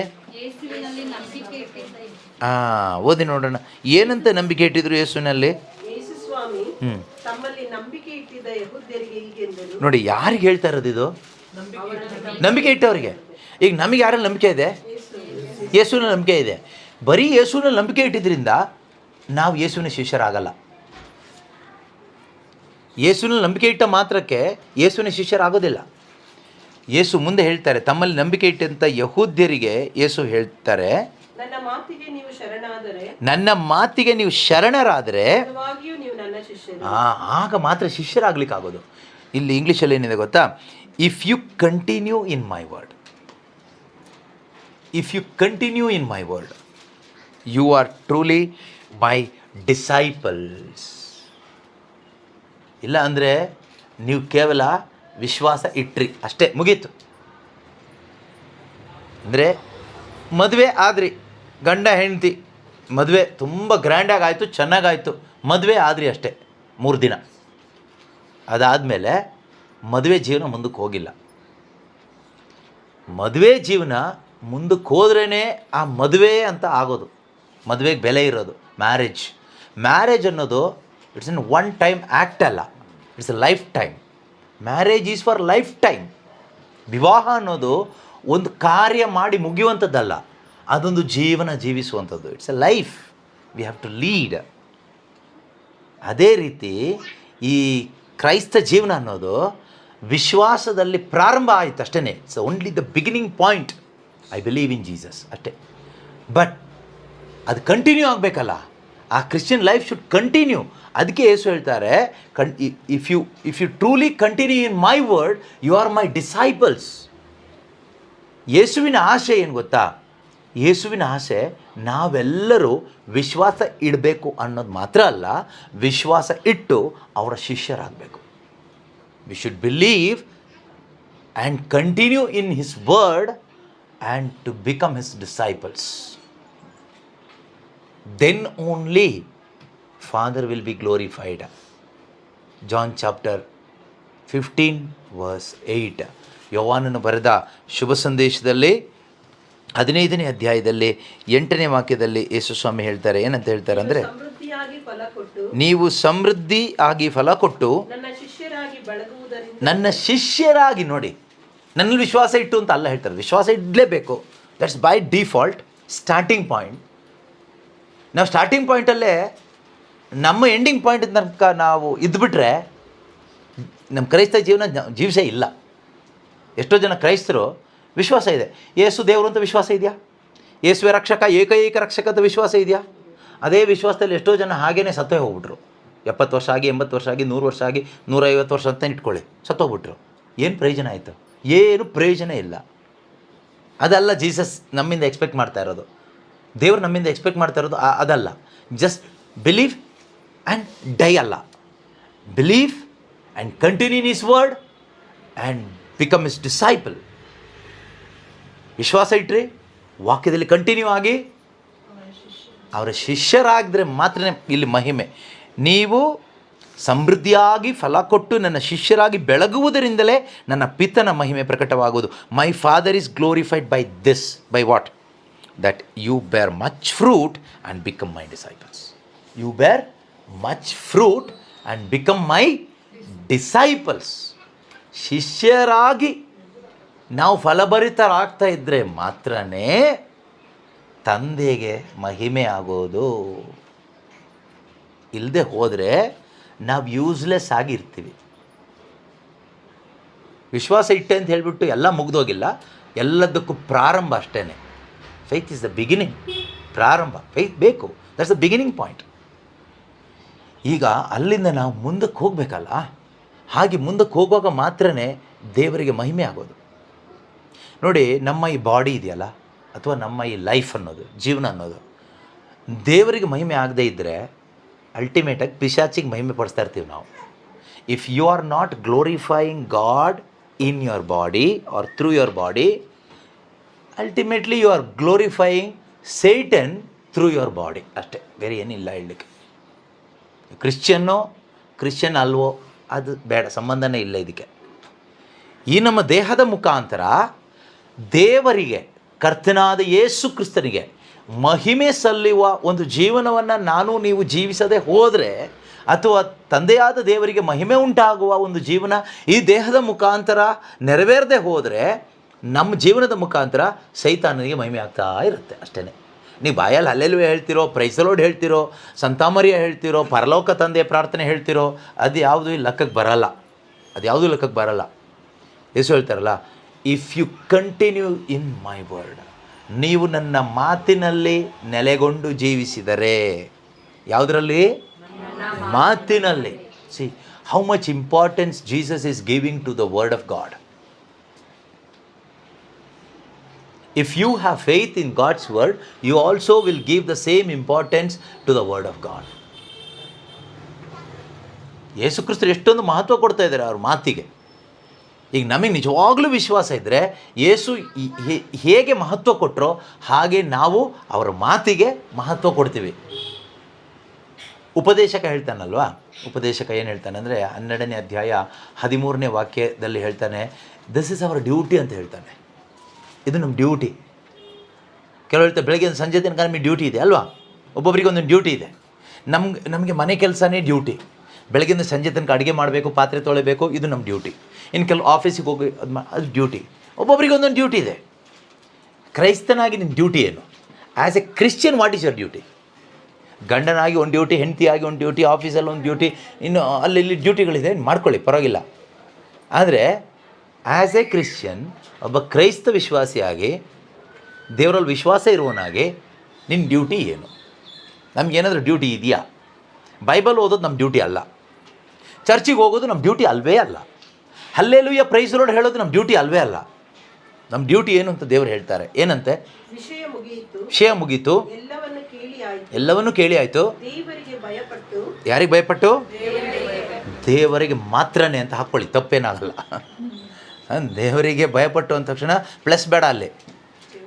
ಗಾಡ್ ಈಸ್ ಅಲ್ಟಿಮೇಟ್, ಮುಗಿದೋಯ್ತು. ದೇವರಿಗೆ ಮಾತ್ರನೇ. ಮತ್ತು ಪಕ್ಕದ ಮನೆಯವ್ರಿಗೆ ಹೆದರಂಗಿಲ್ಲ, ಯಾವ ಅಧಿಕಾರಿಗಳಿಗೂ ಹೆದರಂಗಿಲ್ಲ, ಕಳ್ಳಂಗೂ ಹೆದರಂಗಿಲ್ಲ, ದೆವ್ವಕ್ಕೂ ಹೆದರಂಗಿಲ್ಲ. ಇವತ್ತು ಕ್ರಿಶ್ಚಿಯನ್ಸ್ಗೆ ಪಿಶಾಚಿ ಅಂದರೆ ತುಂಬ ಹೆದರಿಕೆ ಅಲ್ವಾ. ಮನುಷ್ಯರು ಅಂದರೆ ಹೆದರಿಕೆ, ಪಿಶಾಚಿ ಅಂದರೆ ಹೆದರಿಕೆ, ರೋಗ ಅಂದರೆ ಹೆದರಿಕೆ, ಏನೆಲ್ಲ ಹೆದರ್ಕೊಂಡು ಬದುಕ್ತಿದ್ದೀವೋ ಗೊತ್ತಿಲ್ಲ. ಮತ್ತು ನಾವು ಕ್ರಿಶ್ಚಿಯನ್ಸ್ ಅಂತ ಹೇಳ್ತೀವಿ. ಯಾಕೆಂದರೆ we are not continuing in the word of God. ದೇವ್ರ ವಾಕ್ಯದಲ್ಲಿ ನಾವು ಬದುಕ್ತಾ ಇಲ್ಲ. ವಾಕ್ಯ ಗೊತ್ತು ಅಂತ ಹೇಳ್ಕೊಳ್ತೀವಿ, but we are not continuing in the word. ಯೇಸುವಿನ ಶಿಷ್ಯರಾಗಿ ಬದುಕ್ತಾ ಇಲ್ಲ. ಸುಮ್ಮನೆ ಒಂದು ಭಕ್ತಾದಿ, ಅಲ್ಲಿ ಇಲ್ಲಿ ಕ್ಯಾಂಡಲ್ ಅಂಟಿಸ್ಕೊಂಡು, ಊರು ಸುತ್ಕೊಂಡು, ಅಪರೂಪಕ್ಕೆ ಅಲ್ಲಿ ಇಲ್ಲಿ ಧ್ಯಾನಕ್ಕೆ ಹೋಗಿ ವಾಕ್ಯ ಕೇಳಿ ಹರಕೆ ಏರಿಕೆ ಹೊತ್ಕೊಂಡು ಟೈಮ್ ಪಾಸ್ ಮಾಡಿಕೊಂಡು ನಮ್ಮ ಅವಶ್ಯಕತೆಗಳನ್ನೆಲ್ಲ ಈಡೇರಿಸ್ಕೊಂಡು ಹೀಗೆ ಬದುಕೊಂಡು ಹೋಗ್ತಾ ಇದ್ದೀವಿ. ಅದರಲ್ಲಿ ದೇವರಿಗೆ ಮಹಿಮೆ ಆಗಲ್ಲ, ನಮ್ಮ ಸ್ವಾರ್ಥಕ್ಕೆ ಮಹಿಮೆ ಆಗುತ್ತೆ. ಅದೊಂದು ಪೈಶಾಚಿಕವಾದ ಜೀವನ ಅಂತಲೇ ಹೇಳ್ತೀನಿ ನಾನು. ಆದರೆ ಏನು ಒಂದು ಲೈಫ್ ಅನ್ನೋದಿಲ್ಲ. ಇವತ್ತು ಎಷ್ಟೋ ಜನ ನಾವು ಆ ರೀತಿ ಬದುಕ್ತಾ ಇದ್ದೀವಿ. ಕಾರಣ ನಮಗೆ ಟ್ರೂ ಲೈಟ್ ಸಿಗ್ತಾ ಇಲ್ಲ. We are not getting the true light because we are not believing that word of God is sufficient for me. ಮತ್ತೆ ಹೇಳ್ತೀನಿ, if you believe today this written word of God, this Bible, whatever it is written is sufficient for me ಅಂತ ನೀವು ಒಂದು ಚಿಕ್ಕ ಮಗು ಥರ ಒಪ್ಕೊಳ್ಳೋದಾದರೆ, ಜಾಸ್ತಿ ತಲೆ ಉಪಯೋಗಿಸ್ದೇನೆ, ಜಾಸ್ತಿ ಕ್ವಶನ್ ಮಾಡ್ದೇನೆ, ಆರ್ಗ್ಯುಮೆಂಟ್ ಇಲ್ದೇನೆ, this word, this Bible, whatever written here is the word of God, God spoken, God breathed, God's will is here and this is sufficient for me, for my eternity. ಇದನ್ನು ನೀವು ನಂಬೋದಾದರೆ ಖಂಡಿತವಾಗಲೂ whenever you hear the word of God, whenever you read the word of God, you can get that spiritual light, that revelation, without compromising. ಯಾವುದೇ compromise ಇಲ್ಲದೆ. Compromise ಅಂತ ಹೇಳುವಾಗ word of god plus Bible plus ಇನ್ನೊಂದು compromise ಇಲ್ಲ. ಅಲ್ಲ ನಮಗೆ Bible ಮಾತ್ರ ಇದ್ರೆ ಸಾಕ, ಮತ್ತು ಅದು ಬೇಡವಾ ಇದು ಬೇಡವಾ? ನೋ, ಬೇಕು. ರಾಗ ಎಳಿಬೇಡಿ, ಅದೆಲ್ಲ ಸೈತಾನ್ ಕೆಲಸ, ರಾಗ ಎಳೆಯೋದೆಲ್ಲ. ಬೇಕು, ಆದರೆ ಇಲ್ಲ, ಮಾದ್ರೆ ಇಲ್ಲ, ಯಾವುದೂ ಇಲ್ಲ. This is enough. Whatever written is written and this is more than sufficient for my eternity, my relationship with Jesus. ನನ್ನ ನಿತ್ಯತೆಗೆ, ನನ್ನ ಯೇಸು ಕ್ರಿಸ್ತನ ಜೊತೆಗಿನ ಸಂಬಂಧಕ್ಕೆ ಇದರಲ್ಲಿ ಏನು ಬರೆಯಲ್ಪಟ್ಟಿದೆಯೋ ಇದು ಮಾತ್ರನೇ ಸಾಕು ಅನ್ನೋ ಸಿಂಪಲ್ ಫೈತ್. ಇದೇನು ದೊಡ್ಡ ಮಹಾ ಫೈತ್ ಅಲ್ಲ. ಇದೆ, ಅದೇ ವಿಶ್ವಾಸ. ಅದು ವಿಶ್ವಾಸ ಇಲ್ಲಿದ್ಮೇಲೆ ನೀನು ಬೈಬಲ್ ಯಾಕೆ? ಮತ್ತೆ ದೆವ್ವಕ್ಕೆ ಹೆದರ್ಕೊಂಡು ಕೆಲವರು ಬೈಬಲ್ ಇಟ್ಕೊಂಡಿರ್ತಾರೆ. ಇದು ಮನೆಯಲ್ಲಿ ಇದ್ರೆ ದಿಂಬು ಕೆಳಗಡೆ ಇದ್ದರೆ ಏನೋ ಪಿಶಾಚಿ ಬರಲ್ಲ ಅಂತೆ, ರೋಗ ಬರಲ್ಲ ಅಂತೆ, ಸತ್ತೋಗಲ್ಲ ಅಂತೆ, ಆಕ್ಸಿಡೆಂಟ್ ಆಗಲ್ಲ ಅಂತೆ. ಆ ರೀತಿ ಒಂದು ಈ ಮಾಟ ಮಂತ್ರದವ್ರು ಏನೋ ಕಟ್ಕೊಂಡಿರ್ತಾರಲ್ಲ, ಆ ರೀತಿ ನಮ್ಮ ಕ್ರಿಶ್ಚಿಯನ್ಸು ಕೂಡ ಕೆಲವೊಂದೆಲ್ಲ ಇಟ್ಕೊಂಡಿರ್ತಾರೆ. ಬೈಬಲ್ನು ಹಾಗೆ ಯೂಸ್ ಮಾಡೋರು ಎಷ್ಟೋ ಜನ ಇದ್ದಾರೆ. Bible is not for that purpose. Don't use Bible for which craft purpose. Christians ಇದು ಇಟ್ಕೊಂಡ್ರೆ ಏನು ಒಳ್ಳೆಯದಾಗುತ್ತೆ? ಇದು ಇಟ್ಕೊಳ್ಳೋದಲ್ಲ. ಇದ್ರ ಒಳಗಡೆ ಇರೋ ವಾಕ್ಯದ ಬೆಳಕು ನಮ್ಮ ಹೃದಯದ ಒಳಗಡೆ ಬರಬೇಕು. We should follow whatever written here. ಇದರಲ್ಲಿ ಏನು ಬರೆದಿದೆಯೋ ಅದನ್ನು ಫಾಲೋ ಮಾಡಬೇಕು ಅಲ್ವಾ? ಸೊ ಇದು ಕಷ್ಟಕರವಾದ್ದೇನಲ್ಲ. ಈಗ ನಾವು ಬದುಕ್ತಾ ಇರೋದು ಕಷ್ಟಕರವಾದ ಜೀವನ. ಯಾಕೆ ಗೊತ್ತಾ ನಮ್ಮ ಜೀವನ ಕಷ್ಟಕರ? Because we are not following the word of god. Life is very tough ಅಂತ ಹೇಳ್ತಾರಲ್ಲ ಕೆಲವರು. ಜೀವನ ತುಂಬ ಕಷ್ಟ ಆಗಿದೆ, ತುಂಬ ಟಫ್ ಆಗಿದೆ, ಜೀವನ ತುಂಬ ಪ್ರಾಬ್ಲಮ್ ಆಗಿದೆ, ಏನು ಮಾಡಬೇಕು ಗೊತ್ತಾಗ್ತಾ ಇಲ್ಲ. Why? Question why? Because you are not obeying the word of God. ದೇವರ ವಾಕ್ಯ ಅನುಸರಣೆ ಮಾಡ್ತಾ ಇಲ್ಲ. ಕೆಲವರು ಹೇಳ್ತಾರೆ ಡೈಲಿ ಬೈಬಲ್ ಓದ್ತಿ ಬರುತ್ತೆ, ಆದರೂ ಇಷ್ಟು ಕಷ್ಟ ಯಾಕೆ? ಡೈಲಿ ಓದ್ತೀಯ, ಆದರೆ ಅನುಸರಣೆ ಮಾಡೋದಿಲ್ವಲ್ಲ, ವಿಶ್ವಾಸ ಇಲ್ವಲ್ಲ. ಅದರಿಂದ ಇದು ನಮ್ಮ ಡ್ಯೂಟಿ ಅಂತ ತಗೋಬೇಕೀಗ. This is my duty as a Christian, as a child of God, as a believer, ವಿಶ್ವಾಸಿಯಾಗಿ, ದೇವರ ಮಗನಾಗಿ, ಕ್ರೈಸ್ತನಾಗಿ ನನ್ನ ಡ್ಯೂಟಿ ಇದು. This is my duty, my commitment with God, not with a company, factory, husband, wife, children, parents. No, it's commitment, this duty. I am committed to this duty with God. ಈ duty commitment ಯಾರ ಜೊತೆಗೆ ಮಾಡ್ಕೊಂಡಿರೋದು? ದೇವ್ರ ಜೊತೆಗೆ. ಯಾವುದೋ ಒಂದು government official ಜೊತೆಗೆ ಅಲ್ಲ ನಾನು ಮಾಡ್ಕೊಂಡಿರೋದು, ಅಥವಾ ಮನೇಲಿರೋ ಮನುಷ್ಯರ ಜೊತೆಗೆ ಅಲ್ಲ ಕಮಿಟ್ಮೆಂಟ್ ಇಟ್ಕೊಂಡಿರೋದು. I am committed to do this with God. This commitment is with God. Don't think it is very difficult. ಇದು ತುಂಬ ಕಷ್ಟ ಅಂತ ತಿಳ್ಕೊಳ್ಬೇಡಿ. ಕಷ್ಟ ಅಲ್ಲ, ಇದರಷ್ಟು ಸುಲಭ ಬೇರೆ ಯಾವುದೂ ಇಲ್ಲ. ಅಂದರೆ ಈ ಲೋಕ ನಿಮ್ಮನ್ನ ಬಿಡಲ್ಲ ಅಷ್ಟೇ. ನೀವು ವಾಕ್ಯ ಅನುಸರಿಸಿ ಶುರು ಮಾಡಿ, ನಿಮ್ಮ ಜೀವನ ಸುಲಭ ಆಗಿ ಹೋಗುತ್ತೆ. ಆದರೆ ಲೋಕಕ್ಕೆ ಹೊಟ್ಟೆಗೆ ಶುರುವಾಗಿ ನಿಮ್ಮನ್ನು ವಾಪಸ್ಸು ಕರ್ಕೊಂಡು ಎಳ್ಕೊ ಹೋಗುತ್ತೆ. ಅದು ನಿಮಗೆ ಬಿಟ್ಟಿದ್ದು, ನೀವು ಏನು ಮಾಡಬೇಕು ಅನ್ನೋದು. ಭಯಪಡಬೇಡಿ. ಯಾಕೆಂದರೆ that time, that light is more than sufficient. That light from the word of God gives you more strength to overcome all this. ದೇವರ ವಾಕ್ಯದಿಂದ ಬರುವಂಥ ಬೆಳಕಿದೆಯಲ್ವಾ, ಅದು ನಮಗೆ ಅಷ್ಟು ಶಕ್ತಿ ಕೊಡುತ್ತೆ. ಅದು ಏನೇ ಶೋಧನೆ ಬಂದರೂ ಅದನ್ನು ದಾಟಿ ಹೋಗಲಿಕ್ಕೆ. ಅಂದರೆ ಈ ಫೇತಲ್ಲಿ ನಾವು ವಾಕ್ಯನ ತಗೋಬೇಕು ಅಷ್ಟೇ. ಈ ಫೇತ್ ಇರಬೇಕು, ಸಿಂಪಲ್ ಫೇತ್. ಇದಕ್ಕೆ ನೀವು ಎಕ್ಸ್ಟ್ರಾ ಲಾಜಿಕ್ ಯೂಸ್ ಮಾಡೋದೇನು ಬೇಕಾಗಿಲ್ಲ. ನೋ ಎಕ್ಸ್ಟ್ರಾ ಥಿಂಕಿಂಗ್, ಕ್ಯಾಲ್ಕುಲೇಷನ್ ಏನಿಲ್ಲ ಇಲ್ಲಿ. ಮತ್ತು ಹಾಗಾಗ್ಬಿಟ್ರೆ, ಹೀಗಾಗ್ಬಿಟ್ರೆ, ಅದಾಗ್ಬಿಟ್ರೆ, ಇದಾಗ್ಬಿಟ್ರೆ ಅದೆಲ್ಲ ಬಂತು ಅಂದರೆ ವಿಶ್ವಾಸ ಇಲ್ಲ ಅಂತಲೇ ಅರ್ಥ. ಇದರಲ್ಲಿ ವಿಶ್ವಾಸ ಇದೆ, ಇದು ಮಾತ್ರ ಸಾಕು ಅಂದಮೇಲೆ ಮತ್ತು ಏನಾಗ್ಬಿಟ್ರೆ ನಮಗೇನಾಗೋದಿದೆ ಅಲ್ವಾ? So continue. ದೇವರಿಗೆ ಭಯಪಟ್ಟು ಅವರ ಆಜ್ಞೆಗಳನ್ನು ಕೈಗೊಳ್ಳು ಅಥವಾ ಅವರ ಮಾತನ್ನು ಅನುಸರಿಸು. ಓಕೆ, ಅವರ ಆಜ್ಞೆ ಅಂದರೆ ಅವರ ಮಾತು, is commandments, is word, is instruction. Okay, ಅವ್ರು ಹೇಳೋದನ್ನು ಅನುಸರಿಸು. ಇದೇ ಪ್ರತಿಯೊಬ್ಬ ಮಾನವನ ಕರ್ತವ್ಯ, ಡ್ಯೂಟಿ. ಅದರಿಂದ ಯಾರಿಗೂ ಏನಾದರೂ ಡ್ಯೂಟಿ ಇಲ್ಲ ಅಂದರೆ ನಿಮಗೆ ಇದೇ ಡ್ಯೂಟಿ. ಡ್ಯೂಟಿ ಇಲ್ಲ ಅಂತ ಯಾರು ಬೇಜಾರು, ನಮಗೇನು ಡ್ಯೂಟಿನೇ ಇಲ್ಲ ಬ್ರದರ್, ನಿಮ್ದು ಇದೇ ಡ್ಯೂಟಿ. ಕೆಲವ್ರು ಕೇಳ್ತಾರೆ ನಿಮಗೇನು ಕೆಲಸ ಇಲ್ವಾ ಅಂತ. ನಮಗೆ ಕೆಲಸ ಇದೆ, ಆದರೆ ನಿಮ್ಮ ಥರ ಕೆಲಸ ಅಲ್ಲ, ನಮಗೆ ಬೇರೆ ಥರ ಕೆಲಸ. ನಾವು ಕಂಪ್ನಿಗೆ ಹೋಗ್ತೀವಿ, ಫ್ಯಾಕ್ಟ್ರಿಗೆ ಹೋಗ್ತೀವಿ, ಅಲ್ಲಿ ಹೋಗ್ತೀವಿ, ಇಲ್ಲಿ ಹೋಗ್ತೀವಿ, ಕೆಲಸ ಮಾಡ್ತೀವಿ. ನೀವು ನಮ್ಮದು ಕಂಪ್ನಿ ಮೇಲಿದೆ, ಮೇಲಿನ ಕಂಪ್ನಿ ಏನೆಲ್ಲ ಹೇಳ್ತಾರೋ ಅದೆಲ್ಲ ನಾವು ಮಾಡಲೇಬೇಕು. So that's a duty. ಎಷ್ಟು ಸಂಬಳ ಸಿಗುತ್ತೆ? ಸಂಬಳ ಎಣಿಸ್ಲಿಕ್ಕೆ ಆಗದೇ ಇರೋಷ್ಟು ಸಂಬಳ ಸಿಗುತ್ತೆ. ನಿಮ್ಮ ಸಂಬಳ ಎಲ್ಲ ಎಣಿಸ್ಬೋದಲ್ವಾ? ಈ ಡ್ಯೂಟಿಗೆ ಕೊಡೋ ಸಂಬಳ ಎಣ್ಸೋಕ್ಕಾಗಲ್ಲ. ಇನ್ನು ಈ ಲೋಕದಲ್ಲಿ ಡ್ಯೂಟಿ ಮಾಡಿ ನಮಗೆ ಸಂಬಳ ಸಿಗುತ್ತಲ್ಲ, ಅದರಲ್ಲಿ ಕೊಂಡ್ಕೊಳ್ಳಿಕ್ಕೆ ಆಗದೇ ಇರೋದೆಲ್ಲ ನಮಗೆ ಆ ಡ್ಯೂಟಿ ಮಾಡಿದ್ರೆ ನಮಗೆ ಅದಕ್ಕೆ ಬೇಕಾಗಿರೋ ಸಂಭಾವನೆ ಅಲ್ಲಿಂದ ಕೊಡ್ತಾರೆ.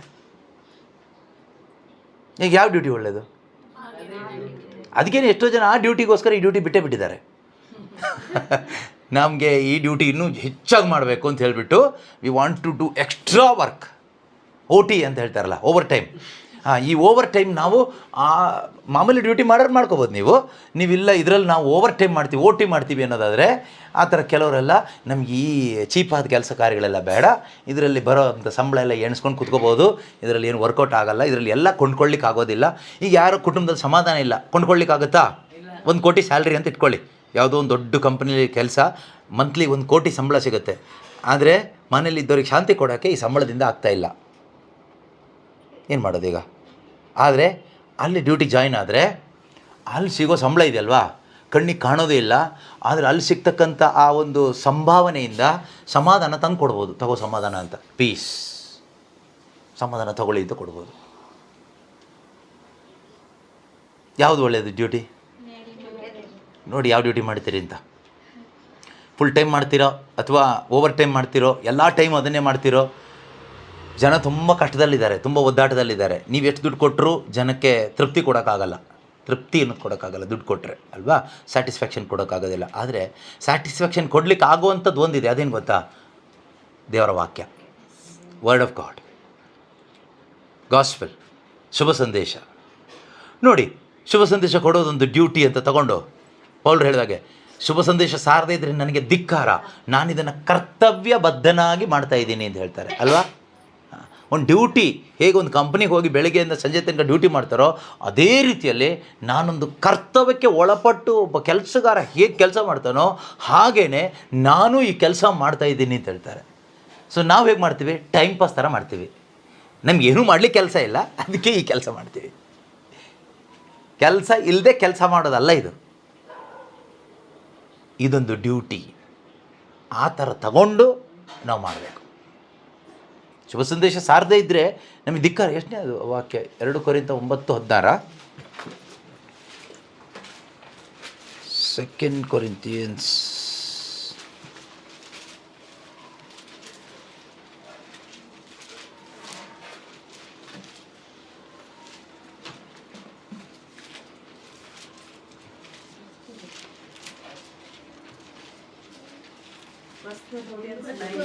1 Corinthians 9:16 ಅಲ್ವಾ? ಶುಭ ಸಂದೇಶವನ್ನು ನಾನು ಸಾರುತ್ತಿದ್ದೇನೆಂದು ಕೊಚ್ಚಿಕೊಳ್ಳುವುದಕ್ಕೂ ನನಗೆ ಆಸ್ಪದವಿಲ್ಲ. ಶುಭ ಸಂದೇಶವನ್ನು ಸಾರುತ್ತಿದ್ದೇನೆಂದು ಕೊಚ್ಚಿಕೊಳ್ಳುವುದಕ್ಕೂ ನನಗೆ ಆಸ್ಪದವಿಲ್ಲ, ಏಕೆಂದರೆ ಸಾರಲೇಬೇಕೆಂಬ ಕರ್ತವ್ಯಕ್ಕೆ ನಾನು ಬದ್ಧನಾಗಿದ್ದೇನೆ. ಸಾರಲೇಬೇಕು ಅನ್ನೋದು ಏನದು? ಕರ್ತವ್ಯ. ಕರ್ತವ್ಯಕ್ಕೆ ನಾನು ಬದ್ಧನಾಗಿದ್ದೇನೆ. ಸಾರದಿದ್ದರೆ ನನಗೆ ಧಿಕ್ಕಾರವಿರಲಿ. ಸಾರದೇ ಇದ್ದರೆ ನನಗೆ ಧಿಕ್ಕಾರವಿರಲಿ. ಶುಭ ಸಂದೇಶ ಸಾರದೇ ಇದ್ದರೆ ಪೌಲರಿಗೆ ಅವ್ರಿಗೆ ಅವರೇ ಶಾಪ ಹಾಕೊಳ್ತಾ ಇದ್ದಾರೆ. ಇಟ್ಸ್ ಎ ಕರ್ಸ್, ಶಾಪ. ದುಡಿಮೆ ಮಾಡದೇ ಇದ್ದರೆ ನನಗೆ ಧಿಕ್ಕಾರ ಇರಲಿ ಅಲ್ಲ, ನಾನು ನನ್ನ ವಿದ್ಯಾಭ್ಯಾಸ ಮಾಡದೇ ಇದ್ದರೆ ನನಗೆ ಧಿಕ್ಕಾರ ಇರಲಿ ಆ ಥರ ಅಲ್ಲ, ನಾನು ಮನೆ ಕಟ್ಟದೇ ಇದ್ದರೆ ನನಗೆ ಧಿಕ್ಕಾರ ಇರಲಿ, ಮದುವೆ ಆಗದೇ ಇದ್ದರೆ ನನಗೆ ಧಿಕ್ಕಾರ ಇರಲಿ, ನಾನು ಸಂಸಾರ ನಡೆಸದೇ ಇದ್ದರೆ ಧಿಕ್ಕಾರ ಇರಲಿ. ನೋ, ಶುಭ ಸಂದೇಶ ಸಾರದೇ ಇದ್ದರೆ ನನಗೆ ಧಿಕ್ಕಾರ ಇರಲಿ. ಎಂಥ ಒಂದು ಶಾಪ ಅಲ್ಲ. See the importance of gospel, see the value of gospel. ಶುಭ ಸಂದೇಶ ಬೆಲೆ ಏನು, ಅದರ ಮಹತ್ವ ಏನು ಅಂತ ಇದರಲ್ಲಿ ನಮ್ಗೆ ಅರ್ಥ ಆಗುತ್ತೆ. If I proclaim the gospel, this gives me no ground of boasting, for an obligation is laid on me. Obligation. I am obliged. ಅಂದರೆ ಅರ್ಥ ಏನು ಗೊತ್ತಾ, ನಾನು ಇದಕ್ಕೆ ಒಂದು ರೀತಿ ಸಾಲ ಇದು ನನಗೆ. ಈ ಶುಭ ಸಂದೇಶ ಸಾರಬೇಕು ಅನ್ನೋದು ಒಂದು ಕರ್ತವ್ಯಕ್ಕೆ ನಾನು ಒಳಗಾಗ್ಬಿಟ್ಟಿದ್ದೀನಿ, ನನಗೆ ಬೇರೆ ಆಪ್ಷನ್ ಇಲ್ಲ ಅಂತ. I am obliged to do this. I have no other option, no excuse, no escape. ತಪ್ಪಿಸ್ಕೊಳ್ಳಿಕ್ಕೆ ದಾರಿನೇ ಇಲ್ಲ, ಬೇರೆ ಏನಿಲ್ಲ, ನನಗೇನು ಇಲ್ಲ, ಇದೊಂದೇ ಮಾಡಲೇಬೇಕು ಅಷ್ಟೇ, ಬೇರೆ ಏನಿಲ್ಲ. ನಾವೇನು ಹೇಳ್ತೀವಿ, ನಾವು ಧ್ಯಾನಕ್ಕೆ ಕೆಲವು ಟೈಮ್ ಕೆಲವ್ರನ್ನ ಕರೆದ್ರೆ 100 ಕತೆ ಹೇಳ್ತಾರೆ ಅವರು ಅಲ್ವಾ. ಶುಭ ಸಂದೇಶ ಸಾರ್ಲಿಕ್ಕಲ್ಲ ಹೇಳ್ತಾ ಇರೋದು, ಬಂದು ವಾಕ್ಯ ಕೇಳಿ ಅಂತ. ಹಾಗಾದರೆ ನೀನು ಸಾರಲಿಕ್ಕೆ ಹೇಳಕ್ಕೆ ನಮಗಾಗಲ್ಲ ಬಿಡಿ. ಅದು ದೇವರು ಅವ್ರಿಗೆ ಹೇಳ್ತಾರೆ, ಅವ್ರು ಅದಕ್ಕೆ ಎಸ್ ಹೇಳಿ ಹೋಗ್ಬೇಕು ಅಷ್ಟೇ, ಬಿಟ್ಟರೆ ನಮಗೆ ಯಾರಿಗೆ ಹೋಗ್ಬಿಟ್ಟು ಶುಭ ಸಂದೇಶ ಸಾರು ಅಂತ ಹೇಳೋಕ್ಕಾಗಲ್ಲ. ಶುಭ ಸಂದೇಶ ಕೇಳಪ್ಪ ಅಂತ ಹೇಳ್ಬೋದು, ಕರಿಬೋದು, ಬಾಪ ಕುತ್ಕೋ ಅಂತ ಹೇಳ್ಬೋದು. ಅದಕ್ಕೇ ಕ್ರೈಸ್ತರಾದ ನಮಗೆ ಟೈಮ್ ಇಲ್ಲ, ಕಷ್ಟ ಅಂತ ಇವತ್ತಿನ ಪರಿಸ್ಥಿತಿಯಲ್ಲಿ ನಾವೆಷ್ಟೋ ಜನ ಒದ್ದಾಡ್ತಾ ಇದ್ದೀವಿ. ಅಂದರೆ ನಮ್ಮ ಪರಿಸ್ಥಿತಿಗಳು ನೋಡಿ ಎಷ್ಟೊಂದು ಅವಿಶ್ವಾಸದಲ್ಲಿ ನಾವು ಇವತ್ತು ಬದುಕ್ತಾ ಇದ್ದೀವಿ. ಎಂಥ ಒಂದು ಅವಿಶ್ವಾಸ ಎಂಬ ಅಂಧಕಾರದಲ್ಲಿ, ಅಜ್ಞಾನ ಎಂಬ ಅಂಧಕಾರದಲ್ಲಿ ಇವತ್ತು ಕ್ರೈಸ್ತರು ಬದುಕ್ತಾ ಇದ್ದೀವಿ ನಾವು. ಯೋಚನೆ ಮಾಡಿ ನೋಡಿ, ವಾಟ್ ಈಸ್ ಅವರ್ ಕಂಡೀಷನ್ ಅಲ್ವಾ. ಶುಭ ಸಂದೇಶವನ್ನು ನಾನು ನನ್ನ ಸ್ವಂತ ಇಷ್ಟದಿಂದ ಈ ಕಾರ್ಯವನ್ನು ಕೈಗೊಂಡಿದ್ದರೆ ತಕ್ಕ ಸಂಭಾವನೆ ಇರ್ತಿತ್ತು, ಆದರೆ ಈ ಕರ್ತವ್ಯವನ್ನು ನನಗೇನು ಮಾಡಿದೆ, ವಹಿಸಲಾಗಿದೆ, ಹ್ಯಾಂಡ್ ಓವರ್ ಮಾಡಿದ್ದಾರೆ ದೇವರು ಅಲ್ವಾ. Entrusted, I am entrusted with A commission. I am entrusted with A commission ಎಂಬ ಒಂದು ಆಯೋಗ ನನಗೆ ವಹಿಸಲಾಗಿದೆ. ಆದ್ದರಿಂದ ಕರ್ತವ್ಯಬದ್ಧನಾಗಿ ನಾನು ಮಾಡ್ತಾಯಿದ್ದೀನಿ. ಒಂದು ಆಯೋಗವನ್ನು ನನಗೆ ಕೊಟ್ಟಿದ್ದಾರೆ. ಶುಭ ಸಂದೇಶ ಸಾರಬೇಕು ಅನ್ನೋದು ಒಂದು ಆಯೋಗ, ಒಂದು ಕಮಿಷನ್ ಅಥವಾ ಒಂದು ಕಮ್ಯಾಂಡ್ಮೆಂಟ್, ಒಂದು ರೆಸ್ಪಾನ್ಸಿಬಿಲಿಟಿ, ಒಂದು ಒಬ್ಲಿಗೇಷನ್. ಯಾರಿಗೆ? ನೀವು ಕ್ರೈಸ್ತರಾದರೆ ನಿಮಗಿದ್ದೇ ಇದೆ. ಕ್ರೈಸ್ತರಲ್ಲದೆ ಇದ್ದವರಿಗೆ ಇದು ಒಬ್ಲಿಗೇಷನ್ ಇಲ್ಲ. Obligation only for Christians. If you are not a Christian, you are not obliged. ಕಮಿಷನ್ಗೆ ನೀವಿಲ್ಲ, ನೀವು ಬೇರೆ ಏನು ಬೇಕಾದ್ರೂ ಮಾಡ್ಬೋದು. ಮಾಮೂಲಿ ಅನ್ಯರು ಬರ್ತಾರಲ್ವಾ, ಅಪರೂಪಕ್ಕೆ ಚರ್ಚಿಗೆ ಬರ್ತಾರೆ, ಕ್ಯಾಂಡ್ ನಡೆಸ್ತಾರೆ, ಪ್ರಾರ್ಥನೆ ಮಾಡ್ತಾರೆ, ಹೋಗ್ತಾರೆ. ಅದೇ ಥರ ನೀವು ಭಾನುವಾರ ಚರ್ಚಿಗೆ ಬರ್ಬೋದು, ಆಮೇಲೆ ನಿಮ್ಮ ಇಷ್ಟ ಬಂದಾಗೆ ಬದುಕ್ಬೋದು. ಯಾಕೆ? ನಿಮಗೆ ಈ ಕಮಿಷನ್ ಇಲ್ಲ. ಕಮಿಷನ್ ಅನ್ನೋದು ಇದು ಸೌಭಾಗ್ಯ, ಈ ಸೌಭಾಗ್ಯ ಇಲ್ಲ. ಆದರೆ ಖಂಡಿತವಾಗಲೂ ಪ್ರೀತಿಯ ಸಹೋದರ ಸಹೋದರಿಯರೇ, ಇದು ನನಗೊಂದು ಸೌಭಾಗ್ಯ, ಇಟ್ಸ್ ಎ ಕಮಿಷನ್. ಇದು ನನಗೆ ವಹಿಸಲಾಗಿದೆ. ಯಾವಾಗ ವಹಿಸಲಾಗಿದೆ ಅನ್ನೋದು ಗೊತ್ತಾಗಬೇಕು ನಮಗೆ. ಇನ್ ಬ್ಯಾಪ್ಟಿಸಮ್, ದೀಕ್ಷಾ ಸ್ನಾನದಲ್ಲಿ.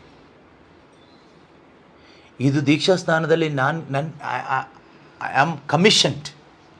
ನನಗೆ ಇದನ್ನು, ಈ ಕಮಿಷನ್ ಕೊಟ್ಟಾಯಿತು, ಈ ಆಯೋಗ ನನಗೆ ವಹಿಸಿ ಕೊಟ್ಟಾಯಿತು. ಮತ್ತೆ ಯಾಕೆ ದೀಕ್ಷಾ ಸ್ನಾನ ತೊಗೊಂಡಿದ್ದೆ? ದೀಕ್ಷಾ ಸ್ನಾನ ತೊಗೊಂಡು ಉದ್ದೇಶ ಏನು? ದೀಕ್ಷೆ ತೊಗೊಂಡಿದ್ದೆ ಯಾಕೆ ಅಲ್ವಾ? ಹಾಂ, ಇನ್ನು ಮುಂದೆ ನಾನು ಯೇಸುವಿನ ಶಿಷ್ಯನಾಗಿ ಅವ್ರನ್ನ ಹಿಂಬಾಲಿಸ್ತಾ ಬದುಕ್ತೀನಿ, ಅದೇ ದೀಕ್ಷೆ. ಇಲ್ಲಾಂದರೆ ದೀಕ್ಷೆ ವಾಪಸ್ ಕೊಟ್ಬಿಡಿ. ದೀಕ್ಷೆ ಯಾಕೆ ಮತ್ತೆ? ಈಗ ಒಬ್ಬ ಪೊಲೀಸು, ಒಬ್ಬ ಯಾರು ಅಧಿಕಾರಿ, ಒಬ್ಬ ಆಫೀಸಲ್ಲಿ ಕೆಲಸ ಮಾಡ್ತಾ ಇರ್ತಾನೆ.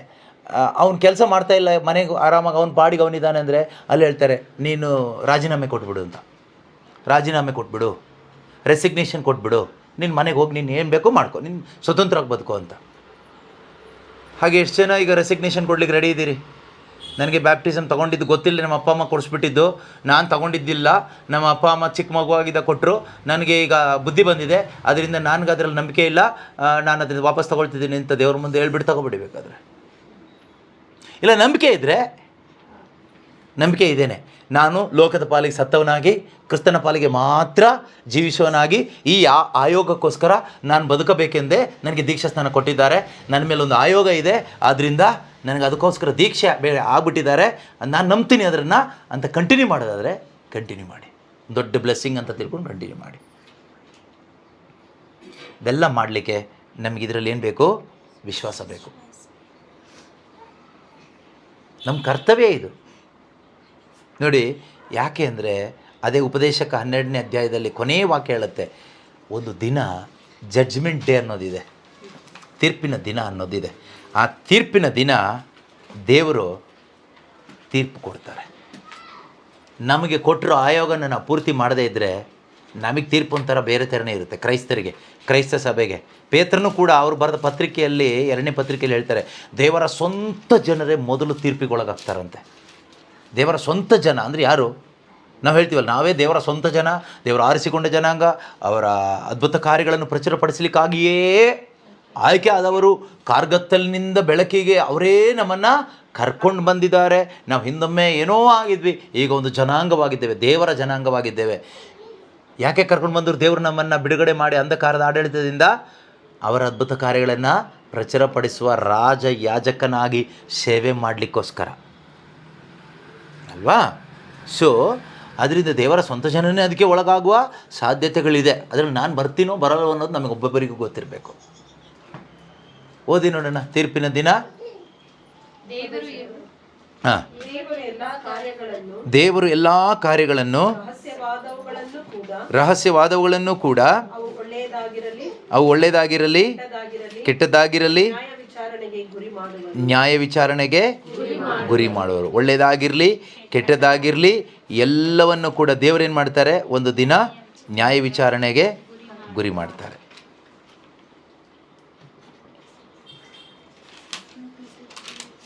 ಪೇತ್ರನು ಬರೆದ ಪತ್ರಿಕೆಯಲ್ಲಿ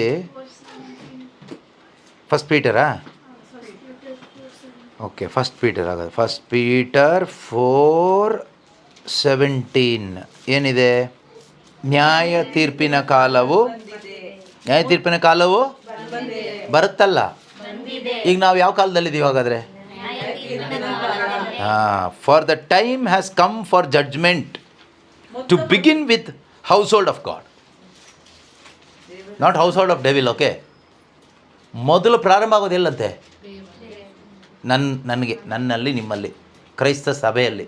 ತೀರ್ಪು ಮೊದಲು ಸಭೆಗೆ. ಯಾರಾದರೂ ತಪ್ಪು ಮಾಡಿದರೆ ನಾವು, ನಮ್ಮ ಮಕ್ಕಳಿಗೆ ಯಾರಾದರೂ ಹೊಡೆದ್ರೆ ಫಸ್ಟ್ ಹೋಗಿ ನಾವು ಯಾರಿಗೆ ಹೊಡೆಯೋಕೆ ಹೋಗ್ತೀವಿ? ಯಾರು ಹೊಡೆದ್ರು ಅವ್ರಿಗೆ ಹೊಡೆಯೋಕೆ ಹೋಗ್ತೀವಿ. ಯಾಕೋ ಹೊಡೆದೆ ನನ್ನ ಮಗನಿಗೆ, ನನ್ನ ಮಗಳಿಗೆ ಅಂತ ಅವ್ರನ್ನ ಕೇಳೋಕೆ ಹೋಗ್ತೀವಿ. ದೇವ್ರು ಫಸ್ಟ್ ಕೇಳೋದು ಯಾರಿಗೆ ಗೊತ್ತಾ? ಹೊಡೆತ ತಿಂದವನಿಗೆ. ನೀನು ಅವನ ಜೊತೆ ಕುಸ್ತಿ ಆಡೋಕ್ಕೆ ಯಾಕೆ ಹೋಗಿದ್ದೀಯೋ ಅಂತ.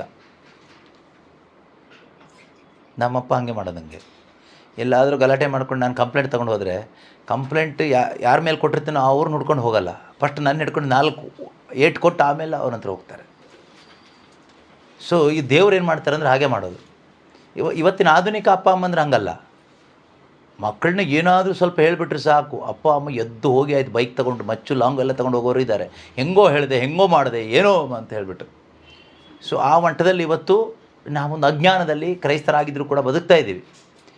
ಎನಿವೆ, ಆದರೆ ದೇವರು ಮಾಡೋದು ಫಸ್ಟ್ ಯಾರಿಗೆ ತೀರ್ಪು ಕೊಡ್ತಾರಂತೆ?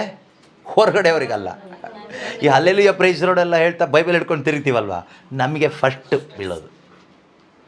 ನ್ಯಾಯ ತೀರ್ಪಿನ ಕಾಲವು ಬಂದಿದೆ.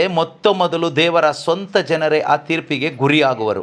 ದೇವ ಜನರಾದ ನಾವೇ ಅದಕ್ಕೆ ಮೊದಲು ಒಳಗಾಗುವುದಾದರೆ ಶುಭ ಸಂದೇಶದಲ್ಲಿ ವಿಶ್ವಾಸ ಇಡದವರ ಗತಿಯಾದರೂ ಏನು? 18ನೇ ವಾಕ್ಯ. ಸಜ್ಜನರೇ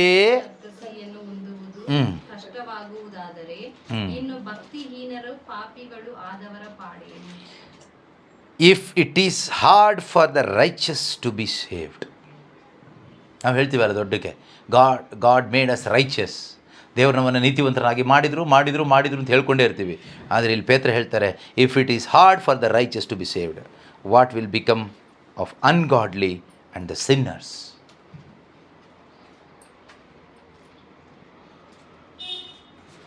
ಥಿಂಕ್ ಮಾಡಿ. ನಾವು ನೀತಿವಂತರಾಗಿದ್ದೀವಾ?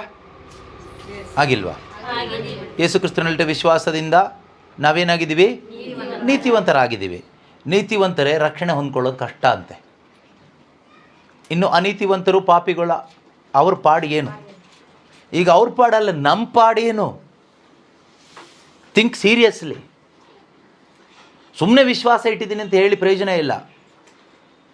ವಾಪಸ್ ಬರೋಣ ಈ ಜಾನ್ 8ಗೆ. ಈ ವಿಶ್ವಾಸ ಇಟ್ಟಿದ್ದೀನಿ ಅಂತ ಹೇಳಿದವ್ರನ್ನ ಲಾಸ್ಟಿಗೆ ಯೇಸು ಸ್ವಾಮಿ ಹೇಳೋದೇನು ಗೊತ್ತಾ? ಸೈತಾನ ನಿಮ್ಮ ತಂದೆ ಅಂತ ಹೇಳ್ತಾರೆ ಲಾಸ್ಟಿಗೆ. ಸೈತಾನ ನಿಮ್ಮ ತಂದೆ, ದೇವರಲ್ಲ ನಿಮ್ಮ ತಂದೆ. ಅಬ್ರಹಾಮ ಅಲ್ಲ ನಿಮ್ಮ ಸ್ಪಿರಿಚುವಲ್ ಫಾದರ್. ವಿಶ್ವಾಸದ ತಂದೆ ಅಬ್ರಹಾಮ ಅಲ್ಲ. ಸೃಷ್ಟಿಕರ್ತ ತಂದೆ ದೇವರು ಅಲ್ಲ. ನಿಮಗಿರೋ ತಂದೆ ಒಬ್ಬನೇ, ಅದು ಯಾರು ಕೇಳಿದ್ರೆ ಪಿಶಾಚಿ ಅಂತ ಹೇಳ್ತಾರೆ. ಸೈತಾನನೇ ನಿಮಗೆ ತಂದೆ, ಹಾಂ, ಆ ನಿಮ್ಮ ತಂದೆ ಮಾಡಬಯಸುವುದನ್ನು ನೀವು ಮಾಡಬಯಸುತ್ತೀರಿ. ಅದೆಷ್ಟನೇ ವಾಕ್ಯ? 44. ಹಾಂ, 44. ಇಲ್ಲಿ ಹೇಳಿರೋದು ಎಷ್ಟನೇ ವಾಕ್ಯ? 31, 32. ಹಾಗಾದರೆ ಯಾರ ಜೊತೆ ಕಮ್ಯುನಿಕೇಷನ್ ಮಾಡ್ತಾ ಇದ್ದಾರೋ ತಮ್ಮ 31ನೇ ವಾಕ್ಯದಲ್ಲಿ ಯಾರು ಏನಂತ ಹೇಳ್ತಾ ಇದ್ದಾರೆ? ತಮ್ಮಲ್ಲಿ ವಿಶ್ವಾಸ ಇಟ್ಟವ್ರಿಗೆ ಲಾಸ್ಟಿಗೆ ಫೈನಲ್ ಆಗಿ ಜೀಸಸ್ ಏನು ಹೇಳ್ತಾ ಇದ್ದಾರೆ? ಯಾರು ತಂದೆ ಅಂತೆ? ಅಂದರೆ ಅರ್ಥ ಏನು? ನೀನು ಯೇಸು ನಂಬಿ ಸೈತಾನನ ಜೊತೆಗೆ ಜೀವಿಸಿದರೆ ಯೇಸು ನಿನ್ನ ತಂದೆ ಆಗಲ್ಲ. ನಾವು ಯೇಸು ನಂಬಿದ್ದೀವಿ ಬ್ರದರ್, ಯೇಸುನೇ ದೇವರು. ಜೀವಿಸ್ತಾ ಇರೋದು ಯಾರ ಜೊತೆಗೆ? ಜೀವಿಸ್ತಾ ಇರೋದು ಯಾವುದಕ್ಕೋಸ್ಕರ? ಅದು ಮುಖ್ಯ ಅಲ್ವಾ?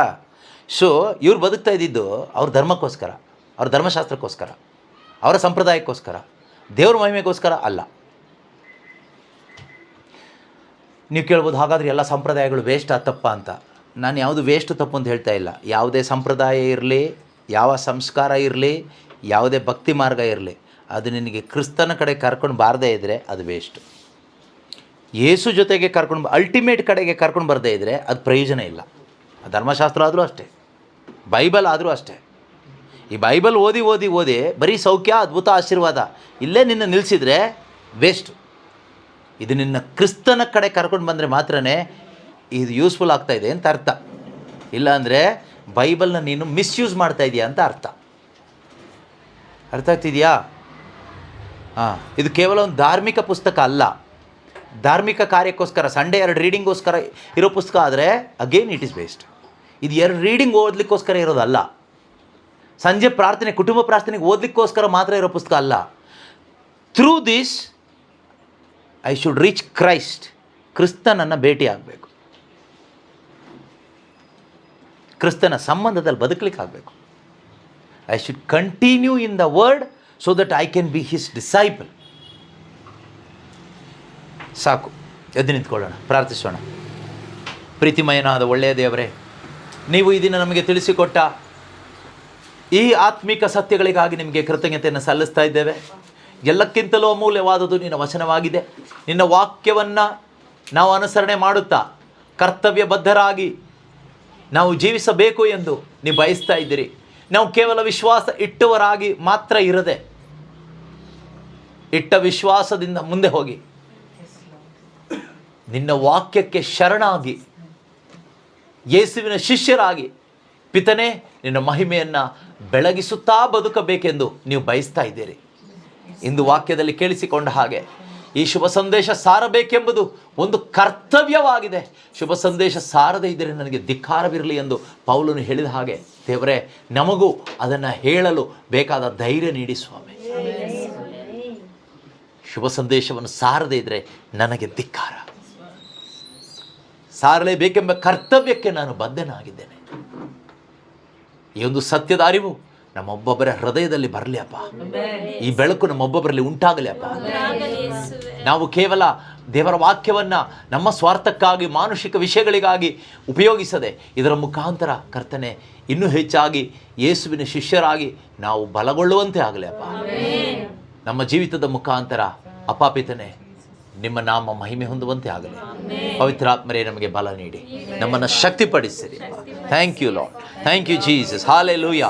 ಯೇಸುವೇ ಸ್ತೋತ್ರಪ್ಪ, ಸ್ತೋತ್ರಪ್ಪ. ಇಲ್ಲಿ ಬಂದಿರೋ ಪ್ರತಿಯೊಬ್ಬರು ಕೂಡ, ಆನ್ಲೈನ್ನಲ್ಲಿ ವೆಬ್ಎಕ್ಸ್ ಮುಖಾಂತರ ಜಾಯಿನ್ ಆದ ಪ್ರತಿಯೊಬ್ಬರು ಕೂಡ ಕರ್ತನಾದ ದೇವರೇ ನಿನ್ನ ಸಾನ್ನಿಧ್ಯದಲ್ಲಿ ಸುರಕ್ಷಿತವಾಗಿ ಬೆಳೆಯುವಂತೆ ಆಗಲಿ ಅಪ್ಪ. ವಾಕ್ಯದ ಬೆಳಕಿನಲ್ಲಿ ಜೀವಿಸುವಂತೆ ಆಗಲಿ ಅಪ್ಪ. ಈ ಸತ್ಯದ ಅರಿವಿನಲ್ಲಿ ಬಲಗೊಳ್ಳುವಂತೆ ಆಗಲಿ ಅಪ್ಪ. ಯೇಸು ನಾಮದಲ್ಲಿ ವಂದನೆಯನ್ನು ಸಲ್ಲಿಸುತ್ತಾ ಪ್ರಾರ್ಥಿಸ್ತಾ ಇದ್ದೇವೆ ಜೀವವುಳ್ಳ ನಮ್ಮ ತಂದೆಯೇ.